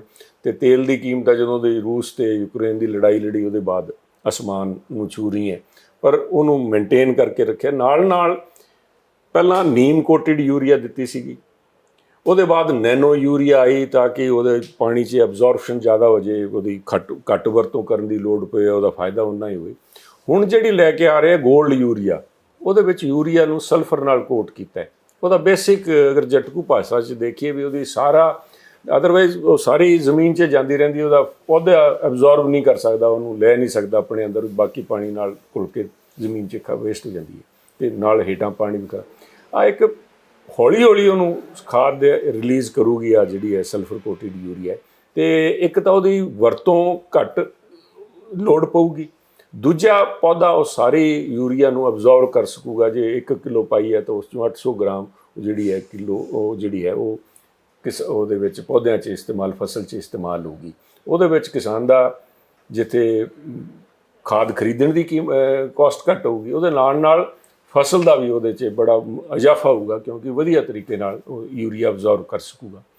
ਤੀਜਾ ਜਿਹੜਾ ਮੇਨ ਕੰਮ ਜਿਸ ਕਰਕੇ ਕਰਨ ਜਾ ਰਹੇ ਹੈ, ਇੱਕ ਕਿਸਾਨ ਸਮਰਿੱਧੀ ਕੇਂਦਰ ਖੋਲ੍ਹ ਰਹੇ, ਜਿਹਦੇ ਵਿੱਚ ਜਿਹੜੀਆਂ ਖਾਦ ਦੀਆਂ ਦੁਕਾਨਾਂ ਉਹਨਾਂ ਨੇ ਸਿਲੈਕਟ ਕੀਤੀਆਂ, ਜਿਨ੍ਹਾਂ ਨੂੰ ਇੱਕ ਵਨ ਸਟਾਪ ਕਹਿੰਦਾ ਸਾਰੀ ਚੀਜ਼ਾਂ ਇੱਕ ਦੁਕਾਨ 'ਚ ਉਹਨਾਂ ਨੂੰ ਮਿਲਣਗੀਆਂ। ਉੱਥੇ ਜਦੋਂ ਜਾਣਗੇ, ਚਾਹੇ ਉਹਨਾਂ ਨੇ ਖਾਦ ਲੈਣੀ ਹੈ, ਬੀਜ ਲੈਣਾ ਹੈ, ਸੋਇਲ ਟੈਸਟ ਕਰਵਾਉਣੀ ਹੈ, ਮਿੱਟੀ ਦੀ ਜਾਂਚ ਕਰਵਾਉਣੀ ਹੈ, ਪੱਤਿਆਂ ਨੂੰ ਐਨਾਲਾਈਜ਼ ਕਰਾਉਣਾ ਵੀ ਕਿਹੜੀ ਬਿਮਾਰੀ ਲੱਗੀ ਹੈ, ਕੀ ਹੋ ਗਿਆ, ਕੋਈ ਸੰਦ ਖਰੀਦਣਾ ਹੈ ਜੀ, ਕੋਈ ਲੀਜ਼ ਤੇ ਲੈਣਾ ਹੈ, ਕੋਈ ਰੋਟੋਵੇਟਰ ਲੈਣਾ ਹੈ ਜਾਂ ਕੋਈ ਹੋਰ ਕਿਸੇ ਸੰਦ ਦੀ ਜਾਂ ਟਰੈਕਟਰ ਦੀ ਜਾਂ ਕੋਈ ਲੋਡ ਹੈ, ਜਿਹੜੇ ਪਹਿਲਾਂ ਐਗਰੀਕਲਚਰ ਸੈਂਟਰ ਅੱਡ ਬਣਾਏ ਸੀ, ਉਹ ਸਾਰਾ ਪ੍ਰਬੰਧ ਉੱਥੇ ਹੋਊਗਾ।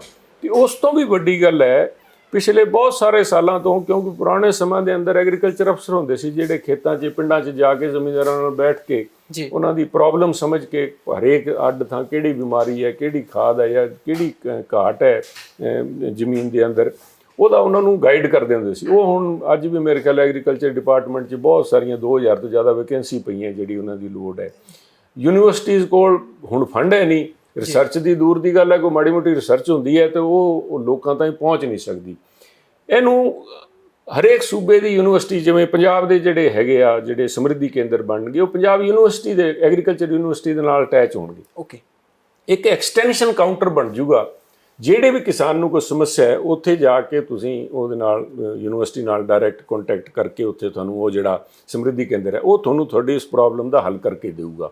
ਤੁਸੀਂ ਸੋਇਲ ਪਾਉਂਦੀ ਜਾਂਚ ਕਰਾਣੀ ਹੈ ਜ਼ਮੀਨ ਦੀ, ਆਪਣੇ ਸੋਇਲ ਦੀ, ਉਹ ਵੀ ਉੱਥੇ ਤੁਹਾਨੂੰ ਪ੍ਰਬੰਧ ਉਹਦੇ 'ਚ ਕਰਕੇ ਦੇਣਗੇ। ਲੀਫ ਐਨਾਲਾਈਜ਼ਰ, ਉਹਦੇ ਵਾਸਤੇ ਵੀ ਪ੍ਰਬੰਧ ਉਹਨਾਂ ਨੂੰ ਕਰਕੇ ਦੇਣੇ ਹੈ। ਹੋਰ ਵੀ ਅਗਰ ਕੋਈ ਬੈਂਕ ਦੇ ਨਾਲ ਰਿਲੇਟਡ ਮਸਲੇ, ਉਹਦੇ 'ਚ ਫਾਰਮ ਭਰਨ ਦਾ ਜਾਂ ਤੁਹਾਡੀ ਕਿਸ ਚੀਜ਼ ਦੇ ਐਲੀਜੀਬਲ ਹੋ, ਜਿਹੜੀ ਗਵਰਨਮੈਂਟ ਦੇ ਸਕੀਮਾਂ ਹੈ, ਜਿਹੜਾ ਫਾਇਦਾ ਤੁਹਾਨੂੰ ਮਿਲਣਾ ਚਾਹੀਦਾ ਸੀ ਪਰ ਕਿਉਂਕਿ ਜਾਣਕਾਰੀ ਨਹੀਂ, ਇਹਦੇ ਕਰਕੇ ਨਹੀਂ ਹੋ ਸਕਦਾ, ਉਹ ਸਾਰੇ ਮਸਲਿਆਂ ਦਾ ਹੱਲ ਇੱਕ ਥਾਂ ਉੱਥੇ ਕੀਤਾ ਜਾਊਗਾ। ਇਹ ਹਰੇਕ ਚੀਜ਼ ਮੋਨੀਟਰ ਹੋਊਗੀ ਡਿਪਾਰਟਮੈਂਟ ਦੇ ਰਾਹੀਂ, ਸੈਂਟਰਲ ਗਵਰਨਮੈਂਟ ਵੀ ਮੋਨੀਟਰ ਕਰੂਗੀ। ਇਹ ਵੀ ਦੇਖਣਗੇ ਵੀ ਉਹਨੂੰ ਸਹੀ ਬੀਜ ਸਹੀ ਮਿਲ ਰਿਹਾ ਕਿ ਨਹੀਂ ਮਿਲ ਰਿਹਾ, ਖਾਦ ਜਿਹੜੀ ਹੈ ਉਹ ਪ੍ਰੋਪਰ ਉਹਨੂੰ ਮਿਲ ਰਹੀ ਹੈ ਕਿ ਨਹੀਂ, ਕੋਈ ਬਲੈਕ ਤਾਂ ਨਹੀਂ ਹੋ ਰਹੀ। ਹਰੇਕ ਚੀਜ਼ ਦਾ ਇਹਦੇ ਨਾਲ ਕਿਸਾਨ ਨੂੰ ਬਹੁਤ ਹੀ ਵਧੇਰੇ ਲਾਭ ਇਹਦੇ ਨਾਲ ਹੋਣਗੇ। ਮੈਂ ਸਮਝਦਾ ਇੱਕ ਵਧੀਆ ਕਦਮ ਹੈ ਕਿਸਾਨੀ ਨੂੰ ਆਪਣੇ ਪੈਰਾਂ 'ਤੇ ਖੜਨ ਵਾਸਤੇ, ਕਿਸਾਨ ਨੂੰ ਜਿਹੜੀ ਇੱਧਰ ਉੱਧਰ ਕੋਈ ਉਹਦੇ ਨਾਲ ਠੱਗੀਆਂ ਹੁੰਦੀਆਂ ਸੀ ਉਹਨੂੰ ਕੰਟਰੋਲ ਕਰਨ ਵਾਸਤੇ। ਤੇ ਉਸ ਤੋਂ ਵੀ ਸਭ ਤੋਂ ਵੱਡਾ ਗੱਲ ਮੇਰਾ ਮੈਂ ਇੱਕ ਕਿਸਾਨ ਮੈਂ ਸਮਝਦਾ ਵੀ ਉਹਨੂੰ ਸਹੀ ਇਨਫੋਰਮੇਸ਼ਨ ਮਿਲੂਗੀ। ਜੋ ਬਿਮਾਰੀ ਹੈ, ਜੋ ਕਮੀ ਹੈ ਫਸਲ ਉਸ 'ਚ ਹੈ, ਜਿੱਥੇ ਕਿਤੇ ਵੀ ਉਹਦਾ ਇਲਾਜ ਡਾਇਰੈਕਟ ਐਕਸਪਰਟ ਜਿਹੜੇ ਹੈ, ਯੂਨੀਵਰਸਿਟੀ ਦਾ ਮਤਲਬ ਘਰੇ ਚੱਲ ਕੇ ਆ ਗਈ ਤੁਹਾਡੇ ਕੋਲ, ਉਹਨੂੰ ਫਾਇਦਾ ਮਿਲੂ। ਅੱਗੇ ਵਧਦੇ ਹਾਂ, ਗੱਲ ਕਰਨੀ ਆ ਦਿੱਲੀ ਸਿੱਖ ਗੁਰਦੁਆਰਾ ਪ੍ਰਬੰਧਕ ਕਮੇਟੀ ਦੀ, ਕਿਉਂਕਿ ਬਹੁਤ ਸਾਰੇ ਦੋਸ਼ ਲੱਗੇ ਨੇ ਤੇ ਦੋਸ਼ ਲਗਾਏ ਨੇ ਸਰਨਾ ਭਰਾਵਾਂ ਨੇ। ਹਾਲਾਂਕਿ ਸਿਆਸਤ ਵਿੱਚ ਇੱਕ ਦੂਸਰੇ ਦੇ ਉੱਪਰ ਦੋਸ਼ ਲੱਗਦੇ ਰਹਿੰਦੇ ਨੇ, ਪਰ ਆ ਜਿਹੜੇ ਦੋਸ਼ ਦਿੱਲੀ ਸਿੱਖ ਗੁਰਦੁਆਰਾ ਪ੍ਰਬੰਧਕ ਕਮੇਟੀ ਦੇ ਉੱਪਰ ਲੱਗੇ ਨੇ ਕਿ ਵਿਦਿਅਕ ਅਦਾਰੇ ਚੰਗੀ ਤਰ੍ਹਾਂ ਨਹੀਂ ਚਲਾਏ ਜਾ ਰਹੇ, ਹਾਲਾਂਕਿ ਇਹ ਦੋਸ਼ਾਂ ਦੇ ਵਿੱਚ ਕਿੰਨਾ ਸੱਚ ਹੈ, ਇਹ ਜਾਣਨ ਲਈ ਅਸੀਂ ਹਰਮੀਤ ਸਿੰਘ ਕਾਲਕਾ ਹੋਰਾਂ ਨਾਲ ਸੰਪਰਕ ਕਰਦੇ ਹਾਂ, ਪ੍ਰਧਾਨ ਨੇ ਦਿੱਲੀ ਸਿੱਖ ਗੁਰਦੁਆਰਾ ਪ੍ਰਬੰਧਕ ਕਮੇਟੀ ਦੇ। ਤੇ ਇਹ ਕਿੰਨਾ ਕੁ ਸੱਚਾਈ ਹੈ, ਕਿਉਂਕਿ 311 ਕਰੋੜ ਰੁਪਏ ਦੀ ਗੱਲ ਕਹੀ ਜਾ ਰਹੀ ਹੈ। 311 ਕਰੋੜ ਰੁਪਇਆ ਥੋੜਾ ਨਹੀਂ ਹੁੰਦਾ। ਕਾਲਕਾ ਸਾਹਿਬ ਨਾਲ ਗੱਲਬਾਤ ਕਰਨ ਦੀ ਕੋਸ਼ਿਸ਼ ਕਰਦੇ ਹਾਂ ਕਿ ਕਾਲਕਾ ਸਾਹਿਬ ਇਸ ਮਸਲੇ ਤੇ ਕੀ ਕਹਿੰਦੇ ਨੇ, ਕਿਉਂਕਿ ਕੱਲ ਇੱਕ ਪ੍ਰੈਸ ਕਾਨਫਰੰਸ ਵੀ ਕੀਤੀ ਸੀ। ਕਾਲਕਾ ਸਾਹਿਬ, ਬਹੁਤ ਬਹੁਤ ਸਵਾਗਤ ਹੈ ਜੀ ਪ੍ਰਾਈਮ ਏਸ਼ੀਆ ਟੀਵੀ ਤੇ। ਹਾਂਜੀ, ਸਤਿ ਸ਼੍ਰੀ ਅਕਾਲ ਜੀ।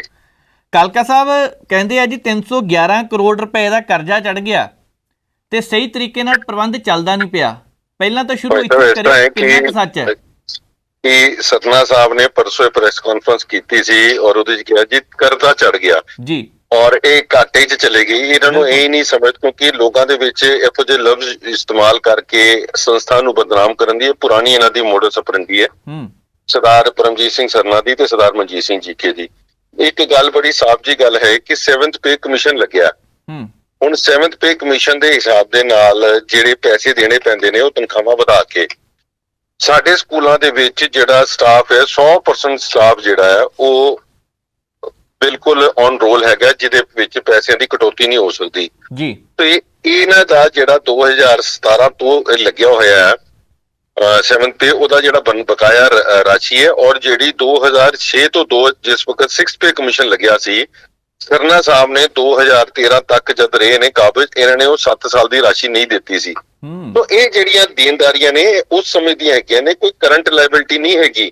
ਇਹ ਕੋਈ ਕਰੰਟ ਲਾਇਬਿਲਿਟੀ ਇਸ ਕਰਕੇ ਹੈਗੀ, ਔਰ ਅਸੀਂ ਤੇ ਪਿਛਲੇ 1.5 ਸਾਲ ਦੇ ਵਿੱਚ 55-60 ਕਰੋੜ ਰੁਪਈਆ ਸਕੂਲਾਂ ਨੂੰ ਦੇ ਦਿੱਤਾ ਦਿੱਲੀ ਗੁਰਦੁਆਰਾ ਕਮੇਟੀ ਤੋਂ। ਸੋ ਇਸ ਕਰਕੇ ਜਿਹੜਾ ਫਾਈਨੈਂਸ਼ੀਅਲ ਬਰਡਨ ਆਇਆ ਹੋਇਆ ਹੈ, ਇਹਦੇ ਵਿੱਚ ਇਹ ਸਟਾਫ ਦਾ ਬੰਦਾ ਹੱਕ ਹੈ। ਔਰ 7th ਪੇ ਕਮਿਸ਼ਨ ਲਗਾਉਣਾ ਇਹ ਸਰਕਾਰੀ ਵੱਲੋਂ ਹੋਈ ਹੈ, ਹਰ ਸਕੂਲ ਦੇ ਨਾਲ ਹੈਗਾ, ਕੋਈ ਇਕੱਲਾ ਸਾਡੇ ਨਾਲ ਨਹੀਂ ਹੈ।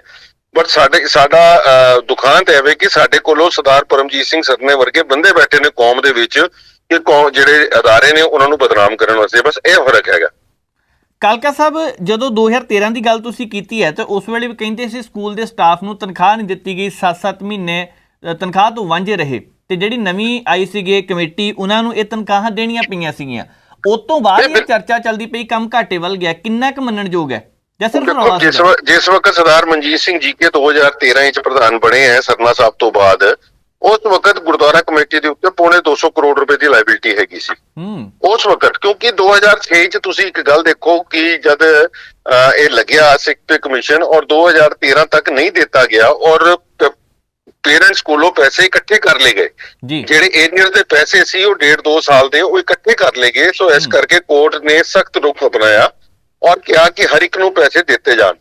ਅਸੀਂ ਉਹਦੀਆਂ ਕਿਸ਼ਤਾਂ ਬਣਾ ਕੇ 2013 ਤੋਂ ਸ਼ੁਰੂ ਕੀਤੀਆਂ ਹੋਈਆਂ, ਪਹਿਲੇ 2014 ਤੋਂ ਸ਼ੁਰੂ ਕੀਤੀਆਂ, ਧੀਰੇ ਸਭ ਦੇ ਰਹੇ ਜੀ। ਔਰ ਜਿਸ ਤਰੀਕੇ ਦੇ ਨਾਲ ਅੱਜ ਉਹ ਡੈਫੀਸ਼ੀਟ ਪੂਰਾ ਕੀਤਾ ਹੈ, ਉਸ ਤੋਂ ਬਾਅਦ 2017 ਦੇ ਵਿੱਚ ਜਦ 7th ਪੇ ਲੱਗ ਗਿਆ ਤੇ ਹੁਣ 7th ਪੇ ਦੀ ਉਹ ਬਣ ਗਈ। ਤੋ ਅਗਰ ਇਹ ਗੱਲ 2006 ਚ ਹੀ ਜਦ ਲਿਆ ਸੀ ਪੇਰੈਂਟਸ ਤੋਂ, ਅਗਰ ਸਟਾਫ ਨੂੰ ਦਿੱਤਾ ਗਿਆ ਹੁੰਦਾ ਤੇ ਸ਼ਾਇਦ ਇਸ ਚੱਕਰ ਵਿੱਚ ਪੈਂਦੇ ਨਹੀਂ, ਕਿਉਂਕਿ ਉਸ ਟਾਈਮ ਤੇ ਜਿਸ ਵਕਤ ਪੈਸਾ ਇਕੱਠਾ ਕਰ ਲਿਆ ਔਰ ਪੇਰੈਂਟਸ ਨੂੰ ਸਟਾਫ ਨੂੰ ਦਿੱਤਾ ਨਹੀਂ, ਤੇ ਉਹਦੇ ਵਿੱਚ ਹੋਇਆ ਕਿ ਜਿਹੜੇ ਮੈਂਬਰ ਸਾਹਿਬ ਸੀ ਉਸ ਵਕਤ ਇਹਨਾਂ ਦੀ ਟੀਮ ਦੇ ਸਰਨਾ ਸਾਹਿਬ ਦੀ, ਉਹਨਾਂ ਨੇ ਗੈਰ ਲੋੜਾਂ ਜਿਹੜੀ ਭਰਤੀ ਕਰ ਲਈ। ਤਕਰੀਬਨ 582 ਬੰਦੇ ਜਿਹੜੇ ਨੇ ਉਹ ਸਕੂਲਾਂ ਦੇ ਵਿੱਚ ਐਕਸੈਸ ਭਰਤੀ ਹੋ ਗਏ ਜੀ। ਉਹ ਤੁਸੀਂ ਆਪ ਹਿਸਾਬ ਲਾ ਲਓ ਕਿ 582 ਬੰਦਿਆਂ ਦਾ ਘੱਟ ਤੋਂ ਘੱਟ 3 ਕਰੋੜ ਰੁਪਈਆ ਮਹੀਨੇ ਦਾ ਤਨਖਾਹ ਜਿਹੜੀ ਹੈ ਉਹ ਫालतू ਜਾਂਦੀ ਹੈ। ਤੇ ਕਿਹੜਾ ਇੰਸਟੀਚਿਊਟ ਸਰਵਾਈਵ ਕਰ ਸਕਦਾ ਜੇ 3 ਕਰੋੜ ਰੁਪਏ ਦਾ ਐਕਸੈਸ ਅਸੀਂ ਬੋਝ ਆਪਣੇ ਉੱਤੇ ਲੈ ਕੇ ਚੱਲ ਰਹੇ ਹੋਏ। ਸੋ ਇਹ ਸਾਰੀਆਂ ਚੀਜ਼ਾਂ ਹੈਗੀਆਂ ਨੇ ਜਿਹਦੇ ਉੱਤੇ ਮੈਂ ਸਮਝਦਾ ਕਿ ਆਪਾਂ ਦੋਸ਼ ਵਿਦੋਸ਼ ਦੀ ਗੱਲਾਂ ਨਾ ਕਰਦੇ ਹੋਏ ਸਾਰੇ ਮਿਲ ਕੇ ਸਕੂਲਾਂ ਦੇ ਪ੍ਰਬੰਧ ਨੂੰ ਠੀਕ ਤਰੀਕੇ ਨਾਲ ਚਲਾਉਣ ਵਾਸਤੇ ਅਸੀਂ ਸੰਗਤ ਦੇ ਨਾਲ ਸਹਿਯੋਗ ਨਾਲ ਚਲਾ ਰਹੇ ਹਾਂ ਔਰ ਕਰ ਵੀ ਰਹੇ ਹਾਂ। ਇਹਦਾ ਸਭ ਤੋਂ ਵੱਡਾ ਜਿਹੜੀ ਲੋੜ ਹੈ ਉਹ ਟਾਈਮ ਦੀ ਹੈ। ਜੇ ਕੋਰਟ ਸਾਨੂੰ ਰਾਹਤ ਦੇ ਦੇਗਾ ਟਾਈਮ ਦੀ ਤੇ ਇਹਨੂੰ ਬੜੇ ਅੱਛੇ ਤਰੀਕੇ ਦੇ ਨਾਲ, ਅਸੀਂ ਜਿਸ ਤਰੀਕੇ ਦੇ ਨਾਲ ਸਾਲ 'ਚ 60 ਕਰੋੜ ਰੁਪਏ ਦਿੱਤਾ, ਅਗਲੇ ਆਉਣ ਵਾਲੇ ਸਮੇਂ ਦੇ ਵਿੱਚ ਸਾਰੇ ਸਟਾਫ ਨੂੰ ਉਹਨਾਂ ਦਾ ਬਕਾਇਦਾ ਰਾਸ਼ੀ ਦੇ ਦਿੱਤੀ ਜਾਏਗੀ। ਕਾਲਕਾ ਸਾਹਿਬ, ਇੱਕ ਚੀਜ਼ ਦੱਸਿਓ ਕਿ ਰਸਤਾ ਮੰਜ਼ਿਲ ਇੱਕ ਹੁੰਦੀ ਹੈ, ਰਸਤੇ ਸਾਰਿਆਂ ਦੇ ਵੱਖ-ਵੱਖ ਹੋ ਸਕਦੇ ਨੇ, ਪਰ ਜੇਕਰ ਮੰਜ਼ਿਲ ਇੱਕ ਹੈ, ਕਮੇਟੀ ਦੇ ਵਿੱਚ ਪ੍ਰਧਾਨ ਹੈ, ਚਲੋ 5 ਸਾਲ ਹੋ ਗਏ, 10 ਸਾਲ ਹੋ ਗਏ, 15 ਮੰਨ ਲੈਂਦੇ ਆ, ਪਰ ਬਦਲਣਾ ਤੇ ਇੱਕ ਦਿਨ ਹੁੰਦਾ ਹੀ ਹੈ, ਪਰ ਬਦਲ ਕੇ ਗੱਲ ਕੌਮ ਦੀ ਕਿਉਂ ਨਹੀਂ ਕਰਦੇ? ਵੰਡੇ ਹੋਏ ਕਿਉਂ ਨੇ?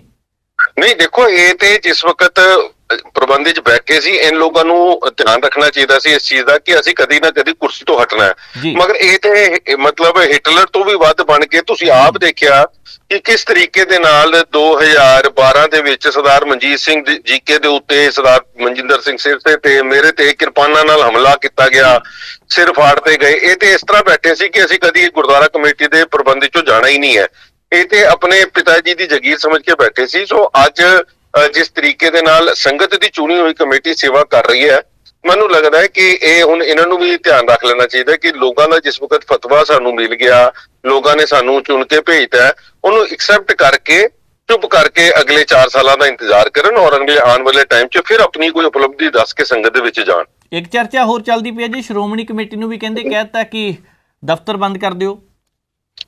ਦੇਖੋ, ਸ਼੍ਰੋਮਣੀ ਕਮੇਟੀ ਨੂੰ ਇੱਥੇ ਦਿੱਲੀ ਗੁਰਦੁਆਰਾ ਪ੍ਰਬੰਧਕ ਕਮੇਟੀ ਵੱਲੋਂ ਜਿਹੜਾ ਦਫ਼ਤਰ ਦਿੱਤਾ ਗਿਆ ਉਹ ਧਰਮ ਪ੍ਰਚਾਰ ਤੇ ਪ੍ਰਸਾਰ ਦਾ ਦਿੱਤਾ ਗਿਆ।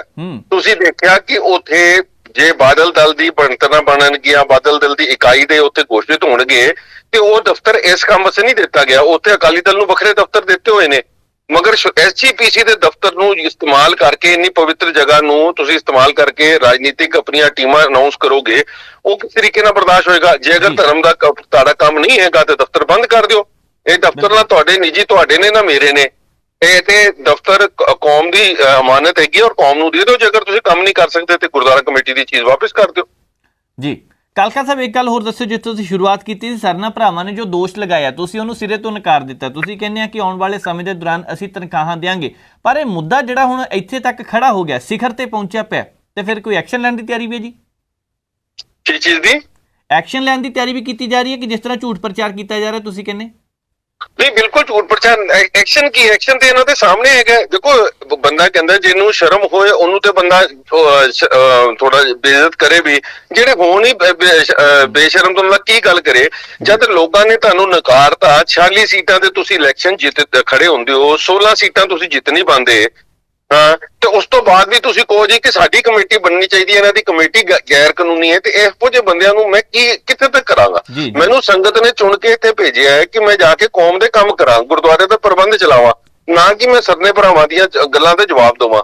ਤੋ ਸਰਨਾ ਸਾਹਿਬ ਦੀ ਉਹ ਚਲੋ ਹੁਣ ਵੱਡੇ ਨੇ, ਮੇਰੇ ਬਜ਼ੁਰਗਾਂ ਨੇ, ਹਰ ਇੱਕ ਦਾ ਸਮਾਂ ਆਂਦਾ, ਮੈਂ ਕਹਿਣਾ ਨਹੀਂ ਚਾਹੁੰਦਾ, ਉਮਰ ਹੋ ਜਾਂਦੀ ਹੈ ਤੇ ਬੰਦੇ ਨੂੰ ਬਾਗਡੋਰ ਅੱਗੇ ਆਪਣੀ ਜਨਰੇਸ਼ਨ ਨੂੰ ਸੌਂਪ ਦੇਣੀ ਚਾਹੀਦੀ ਹੈ।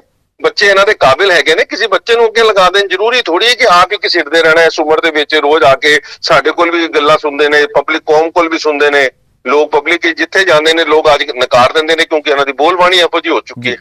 ਕਾਲਕਾ ਸਾਹਿਬ ਬਹੁਤ ਬਹੁਤ ਧੰਨਵਾਦ ਜੀ, ਤੁਸੀਂ ਗੱਲਬਾਤ ਕੀਤੀ ਹੈ। ਵੈਸੇ ਕੁਰਸੀ ਤੋਂ ਮੂੰਹ ਕਿਸੇ ਦਾ ਹਟਦਾ ਨਹੀਂ, ਜਿਹੜੀ ਜਾਂਦੇ ਹੋਏ ਤੁਸੀਂ ਗੱਲ ਕੀਤੀ ਹੈ। ਚਲੋ ਦੇਖਦੇ ਹਾਂ ਕਿਸ ਤਰ੍ਹਾਂ ਦੇ ਹਾਲਾਤ ਬਣਦੇ ਆਉਣ ਵਾਲੇ ਸਮੇਂ ਦੇ ਦੌਰਾਨ।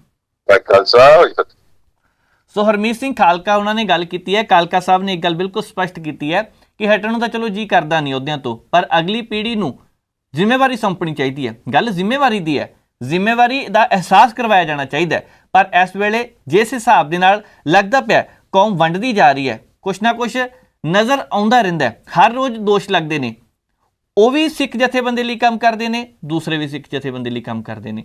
ਜੇਕਰ ਦੋਸ਼ ਲੱਗਦੇ ਪਏ ਨੇ, ਉਹਨਾਂ ਦੀ ਜਾਂਚ ਹੋਣੀ ਚਾਹੀਦੀ ਹੈ।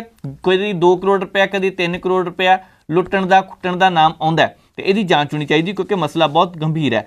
ਗੱਲ ਧਰਮ ਦੀ ਵੀ ਹੈ, ਮੁੱਦਾ ਸੰਵੇਦਨਸ਼ੀਲ ਵੀ ਹੈ। ਦੂਸਰੇ ਪਾਸੇ ਜੇਕਰ ਵਾਕਈ ਸੰਸਥਾਵਾਂ ਦੇ ਵਿੱਚ ਇਹ ਸਾਰਾ ਕੁਝ ਹੋ ਰਿਹਾ, ਬੈਕਡੋਰ ਰਾਹੀਂ ਐਂਟਰੀਆਂ ਹੋ ਰਹੀਆਂ ਨੇ, ਤੇ ਕਾਲਕਾ ਸਾਹਿਬ ਨੇ ਦੱਸਿਆ ਕਰੋੜਾਂ ਰੁਪਏ ਉਹਨਾਂ ਦੀ ਤਨਖਾਹ ਦੇ ਰੂਪ 'ਚ ਦੇਣੇ ਹੁੰਦੇ ਆ ਤੇ ਉਹ ਨਹੀਂ ਨਿਕਲਦੇ ਪਏ।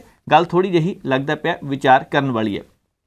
ਮੀਂਹ ਦੀ ਗੱਲ ਵੀ ਕਰਨੀ ਹੈ ਕਿਉਂਕਿ ਇਸ ਵੇਲੇ ਹਾਲਾਤ ਖਰਾਬ ਹੋ ਰਹੇ ਨੇ। ਪੰਜਾਬ ਦੇ ਵਿੱਚ ਵੀ ਮੌਸਮ ਵਿਭਾਗ ਨੇ ਅਲਰਟ ਜਾਰੀ ਕੀਤਾ ਹੋਇਆ ਕਿ ਆਉਂਦੇ ਦਿਨਾਂ ਨੂੰ ਪੰਜਾਬ ਦੇ ਵਿੱਚ ਮੀਂਹ ਪੈ ਸਕਦਾ ਹੈ।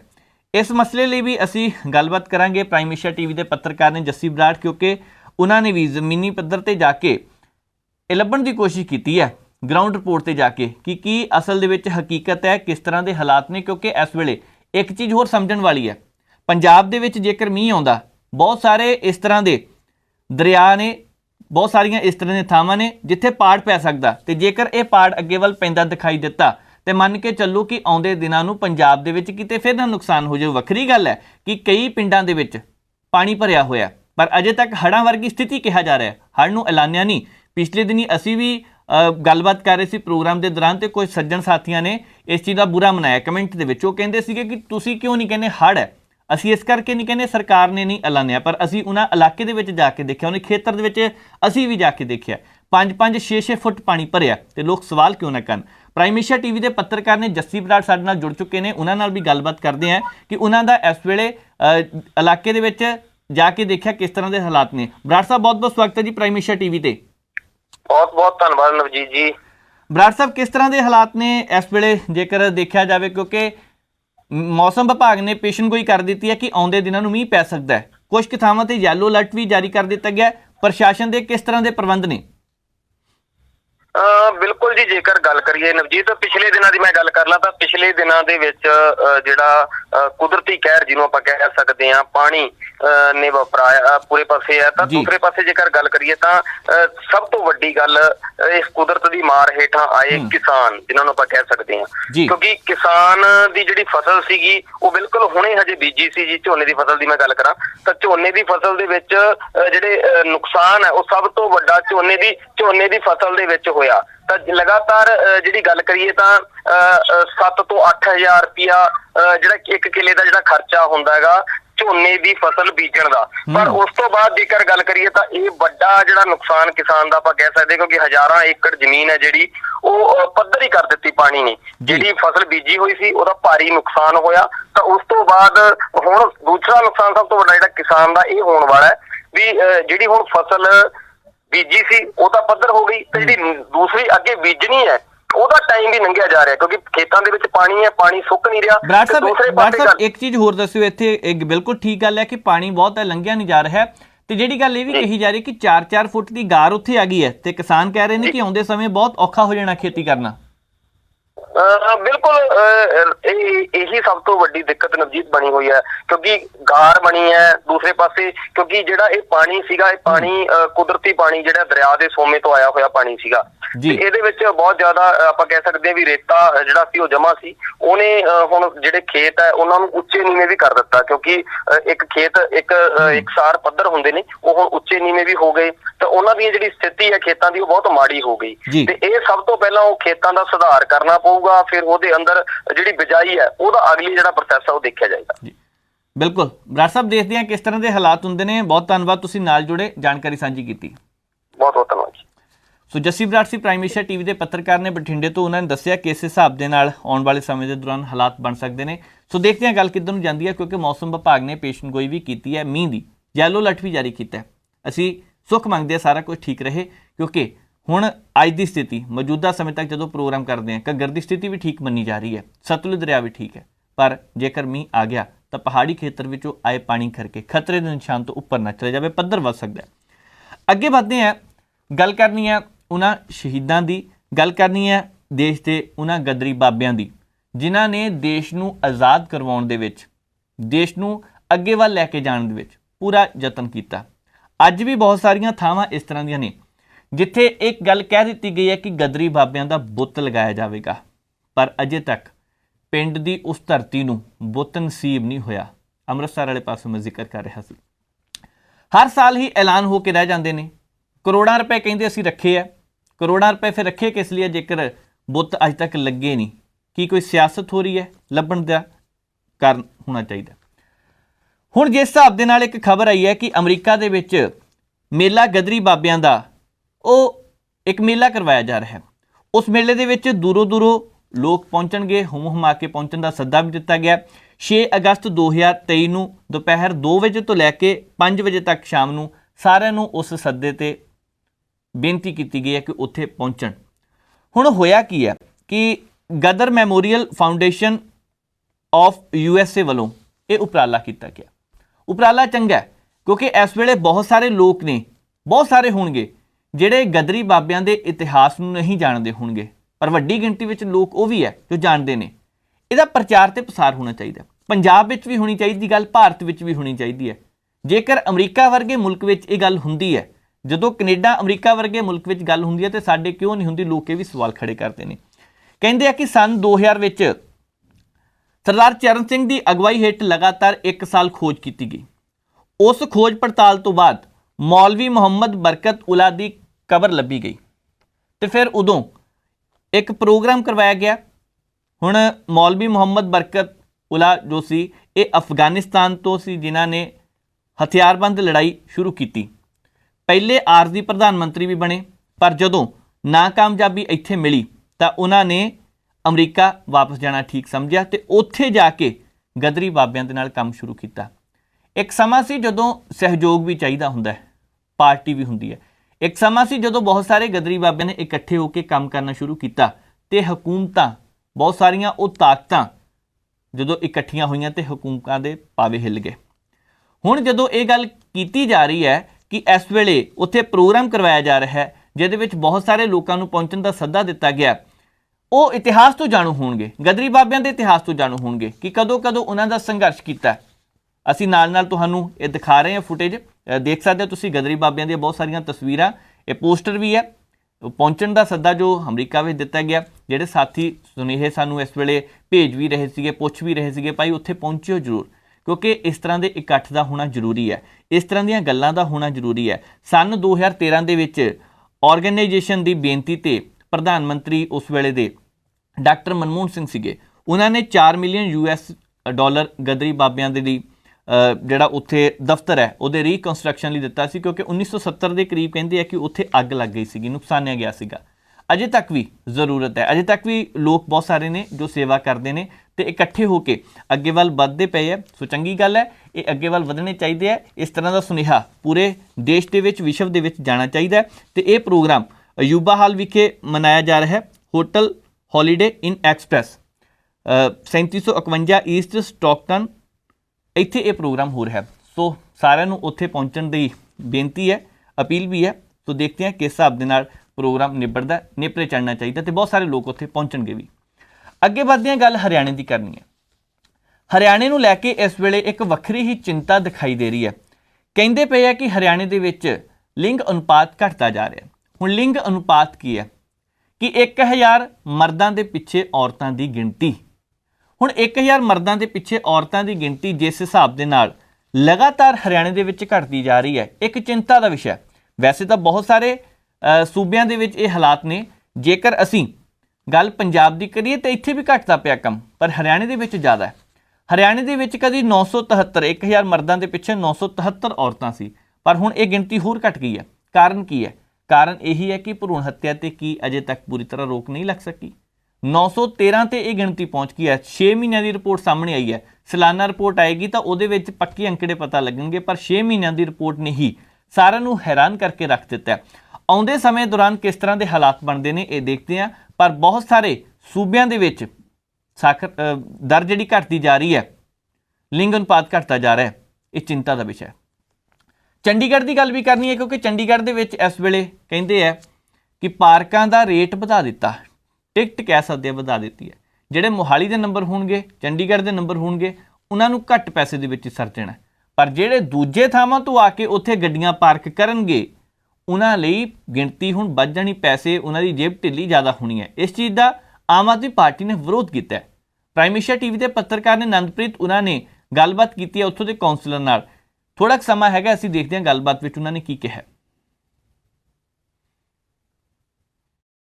ਚੰਡੀਗੜ੍ਹ 'ਚ ਬਾਹਰ ਤੋਂ ਆਉਣ ਵਾਲੇ ਵਹੀਕਲਾਂ ਨੂੰ ਹੁਣ ਵੱਧ ਜਿਹੜਾ ਉੱਥੇ ਟੈਕਸ ਹੈ ਜਾਂ ਇੱਕ ਤਰੀਕੇ ਦੇ ਨਾਲ ਫੀਸ ਹੈ ਉਹ ਦੇਣੀ ਪਏਗੀ।